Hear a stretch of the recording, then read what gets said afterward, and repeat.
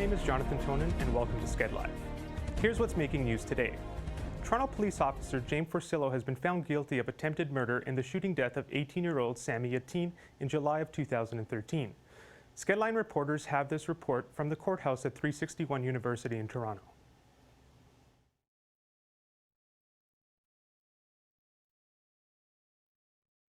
We're coming at you live from 361 University Avenue at the Ontario Superior Courts, where just a few moments ago, Constable James Forcillo was found guilty of attempted murder, not guilty of second-degree murder, the most serious of those charges, and not guilty of manslaughter. The jury believed that Constable Forcillo was not justified in his second round of shooting. As you may recall, Sammy Yatin was shot 8 times on board a downtown streetcar in the summer of 2013. Now, the jury has been deliberating for about 6 days now, and about at 12:30 p.m. today, Toronto time, we have received a note that they have received a verdict. That's the latest here at the courthouse. Sarah Duong will have a full update with you on skedline.com. But for now, back to the studio. Thanks. A 21-year-old Brampton man has died following a 2-car crash in Mississauga. The Ontario Provincial Police say the collision occurred around 10:30 p.m. on Highway 403 near Cawthra Road. 8 of the 9 people involved in the crash were thrown from their vehicle, leaving 1 dead, 2 in critical condition, and 2 others with minor injuries. The 403 was closed for morning rush hour, but has since been opened. There's an important announcement today about entrepreneurial opportunities for the province's youth. SkedLine reporters Ryan Swain and videographer Anas Sadiq have this report. I'm here at Central Toronto Academy, where the Ministry of Economic Development, Employment and Infrastructure will be making an announcement on youth entrepreneurship programs. Michael Couteau, the Minister of Tourism, Culture and Sport, will be speaking on the Ministry's behalf, as well as Han Dong, MPP of Trinity Spadina, will also be in attendance. Let's go inside and have a closer look. These are incredible people doing incredible things for young people here in our province by supporting and mentoring students. We are making together their dreams a reality and giving parents a sense of pride in their sons and daughters' success. We believe in encouraging the next generation of entrepreneurs. We want to provide them with the opportunities to harness ideas, energy, and drive for young people. And we know that entrepreneurship here in the province of Ontario, when it's directed towards our young people, creates new jobs and new businesses and a new way of seeing the world. That's why we're here today to announce the launch of the 2016 Summer Company Program. Youth unemployment continues to be a major issue, a concern of parents, not just in Trinity Spadina, but I think in a greater GTA as well, and the province. I think this is great news. And another proof to the province's commitment to continue invest in the future of this province. And then once they kind of brand themselves, it's great if they have a portfolio that they want to put together to get into art school in this case. Social media, which is like a great way to. People, if someone outside wants to buy one, maybe they can call the school and get the contact information. Yeah, that'll be really cool. For more information on this program and others, you can check out Youth Employment Services website at yes.on.ca. I'm Ryan Swain for skedline.com. Now back to the studio. Thanks, Ryan. Washington, D.C. officials notified the public today that it would still take several more days for the city to return to normal. The U.S. Capitol shut down government offices and schools today after more than 2 feet of snow hit the East Coast. The massive snowfall also left 31 people dead from the traffic accidents and heart attacks from shoveling the snow. State officials urged the public to stay off the streets as crews tried to clear the rest of the snow for safe traveling. Luckily for us Torontonians, the weather isn't so bad here. For more on the weather, here's Tina Negavanovich. Thanks, Jonathan. Now for your 5-day forecast. Today, we're seeing partly cloudy skies with temperatures reaching a high of 3 degrees and a low of 1. We continue with the warmer weather into Tuesday with a high of 6 degrees and a low of -2, where we might see some showers in the late afternoon. Starting on Wednesday, we could see some flurries with temperatures dropping to -1 and a possible low of -6. We continue with temperatures dropping below 0 on Thursday with -1 and a low of -3. The temperatures will rise just in time for the weekend to a high of 1 and a possible low of -5. That's it for the weather. I'm Tina Negavanovich. Now back to the studio. Thanks, Tina. In other news, a 17-year-old boy is due to appear in court on Monday as he is charged with 4 counts of first-degree murder in the La Loche school shooting. The deadly shooting that left 4 dead took place about 600 kilometers north of Saskatoon. The town's acting mayor, Kevin Yanvier's 23-year-old daughter, who is a teacher at the school, was one of the casualties. Hundreds attended a vigil that was held on Sunday for the victims of the shooting in a church located close by. Justin Trudeau is front and center as Parliament resumes today. For the first time since being elected as Prime Minister in October, Trudeau will be in full sitting at the House of Commons in Ottawa. Many topics will be at hand, including Bill C-24, which allows governments to strip Canadian citizenship from dual citizens who are convicted of terrorism-related offences. The Liberals, led by President Trudeau, hold 184 seats in the House of Commons. Now, for some BizTech news, here's Sadie Perfetto. Thanks, Jonathan. Here are your business headlines today. Oil prices fell 3% on Monday as Iraq announced record-high oil production. Suncor Energy declined 1.8% to just under $31 Canadian. Canadian Natural Resources also fell 2.2% to $25.50 Canadian. Oil prices remain near 12-year lows as global supply continues to exceed demand. The loonie was down again on Monday morning. The Canadian dollar fell to just over 70 cents US as of noon today. The loonie continues to be dragged down by an overproduction of oil, leading to lower prices. 4 of Twitter's top executives are on their way out.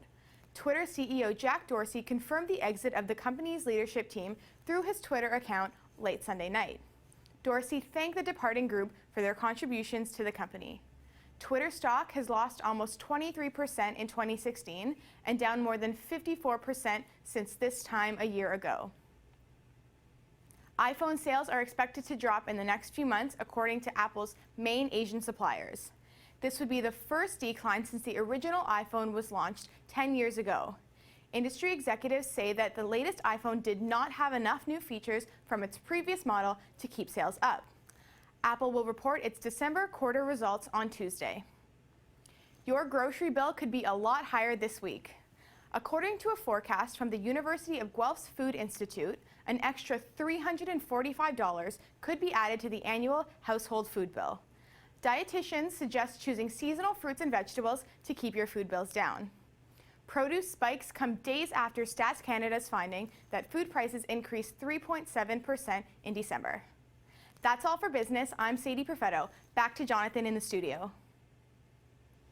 Thanks, Sadie. In U.S. news, the Iowa primary is set for February 1st. It's the first look at who the people want as president in the United States. President Barack Obama offered a boost to Democratic presidential candidate Hillary Clinton's argument that an experienced candidate is needed to succeed him. Clinton is in a tight race with Vermont Senator Bernie Sanders. Obama also makes comparisons between his 2008 campaign and the one of Bernie Sanders. Former New York Mayor Michael Bloomberg could also join the presidential race. The mosquito-borne Zika virus has been linked to thousands of birth defects in babies born in Brazil. The virus, which affects babies' brains, has spread in South America, including one case in Hawaii. Since the outbreak started aggressively growing, Brazil has reported just under 4,000 cases. No vaccines or drugs are available to cure the virus just yet. Now to Sabrina for sports. Thanks, Jonathan. Today we have your updates on the Humber Hawks. The women's varsity volleyball team had a monumental game this weekend. Here's Johanna Tucker with the story. Thanks, Sabrina.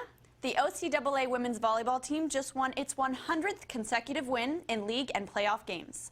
The team's sweep against St. Clair College secured its record number of wins, making them undefeated since 2011. The Hawks now sit at the top of the West Division with 12 wins and 0 losses. Key players include Bryn Coleman with 19 kills and Elizabeth Deacon-Poot with 7 service aces. The team will continue to fight for its undefeated title next weekend for 2 matches at Boreal and Cambrian College. While one varsity volleyball team soars, the other one is struggling to find their stride. Humber men's volleyball team lost against St. Clair College Saints on all 3 matches on Saturday. They came close to being on top on each game, losing 25-21 on the first game and second games, and 25-23 on the last. Great performances were made by Stefan Vukmanovic with 9 kills and 4 blocks, and Clayton Blanchette with 6 digs. Humber goes on the road next weekend to take on the Boreal Vipers and Cambrian Golden Shield this Saturday and Sunday. In other Hawk news, Humber stands at the top of the Canadian Collegiate Athlete Association in all-time medal standings. 39 gold, 33 silver, and 41 bronze medals makes a total of 113, higher than any other college in the country. The Humber Hawks sit 17 medals above their closest competitor, Calgary's Mount Royal Cougars. However, Humber doesn't hold the highest standing for gold medals, which belongs to British Columbia's Douglas College with 42 medals. That's your Humber Hawk Roundup for this week. I'm Johanna Tucker. Back to you, Sabrina. Thanks, Johanna. The Carolina Panthers and Denver Broncos will face off in the Super Bowl this year. The Broncos faced the New England Patriots yesterday in Denver. The team's defense had outstanding plays to bring them to a 20-18 win. Quarterback Peyton Manning threw 2 touchdowns, including a 12-yard in the third quarter. The Panthers played the Arizona Cardinals for the 49-15 win yesterday. Quarterback Cam Newton threw 2 touchdowns and ran for another 2. The Panthers' defense forced 6 turnovers, and by halftime, they had a 16-point lead. The two teams will play in the Super Bowl on February 7th. The Raptors faced the Los Angeles Clippers with a 112-94 win last night in Toronto. This game added for an 8th straight win for the Raptors. The Clippers had a lead of 13 by the end of the first quarter. The Raptors turned things around in the second and continued to outplay their opponents for the remainder of the game. The Raptors play tomorrow night against the Wizards. Milos Raonic advances to the quarterfinals after his win over Stan Wawrinka today. Raonic beat the 2014 champion in 5 close sets at the Australian Open. This was his first win against Wawrinka since their 4 previous matches. The Canadian will head to face against Gael Monfils in his next match. In women's singles, Serena Williams will face Maria Sharapova in the quarterfinals. Williams has won 17 of their 21 previous matches and now heads for her 22nd Grand Slam title. The rivals face off today in Melbourne. The Toronto Maple Leafs lost 3-2 against the Montreal Canadiens Saturday night. The Canadiens had a 2-0 lead going into the second period, but the Leafs scored 2 goals for a tied game. Lars Eller scored the game-winning goal in shootout for the Canadiens. The Leafs play their next game tomorrow night against the Florida Panthers. The Canadiens face off against the Columbus Blue Jackets tonight at 7 in Ohio. The Ottawa Senators won 3-0 over the New York Rangers yesterday. The game was scoreless after the first period, with Bobby Ryan scoring the first goal. This was the Senators' 5th win of their last 13 games. The Carolina Hurricanes beat the Calgary Flames last night 5-2 in North Carolina. Chris Verstege scored 2 of the 5 goals for the Hurricanes. Carolina goalie Eddie Lack made 33 saves during the game. The Flames play tonight against the Dallas Stars at 8:30 in Texas. I'm Sabrina Arruda. Now over to Amrita Chopra with the latest in entertainment news. Thanks, Sabrina. Oscar host Chris Rock is writing a whole new script for the Academy Awards. The comedian has ditched his original script following the controversy surrounding #OscarsSoWhite. According to the Academy Awards producer Reginald Hudlin, Rock said he'd be throwing out the old show and writing a new one. People who are boycotting the awards show have called for Rock to pull out as host, but despite this, the comedian has stayed quiet about the controversy. The actress who helped Sean Penn interview drug lord Joaquin El Chapo Guzman has said that the Mexican government wants to destroy her. Kate Del Castillo is at the center of a Mexican drug laundering probe following El Chapo's arrest. Mexico's Attorney General Arely Gomez has said that there are indications that Del Castillo may have used money from Guzman for her tequila business. Hollywood producers have named The Big Short as Best Film of 2015. The film starring Christian Bale, Brad Pitt, Ryan Gosling, and even Steve Carell took home the Producers Guild of America Awards Saturday night. Game of Thrones took home the award for Top Television Drama, and Favorite Documentary went to Amy. Leonardo DiCaprio's Oscar-nominated film The Revenant has topped the U.S. box office despite the theater closures across the East Coast. The country's overall moviegoing dropped by as much as 10% in the midst of Winter Storm Jonas. As many as 400 theater locations were closed due to the weather. But the film raked in $16 million on Saturday and has gotten director Alejandro Inarritu his 7th Academy Award nomination. I'm Amrita Chopra, and that's all of today's entertainment news. Now back to Jonathan in the newsroom. Thanks, Amrita. That's all the news we have for today. Be sure to check out skedline.com for more news updates. I'm Jonathan Tonin. Bye for now.